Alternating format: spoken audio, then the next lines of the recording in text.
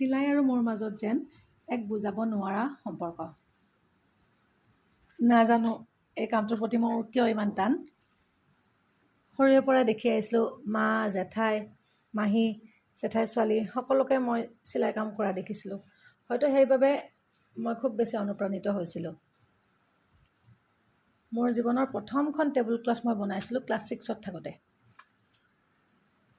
এইটো চাওক 2018। এইটো কেতিয়া কিনিছিলোঁ জানেনে? এইটো কিনিছিলোঁ মই 2007ৰ জুন জুলাই এনেকুৱাত কিনিছিলোঁ। এতিয়াও আছে। বেজীবোৰ দেখিছে? দুই এটা হেৰাইছে যদিও সদায় মই তাক নিৰ্দিষ্ট স্থানত এনেকৈ থৈ দিওঁ। আজি মই এই কাপোৰখন কিনি আনিছোঁ, কিবা এটা বনোৱাৰ প্লেন কৰিছোঁ। সোনকালে আহি আছোঁ ৰ'ব ভিডিঅ' এটা লৈ।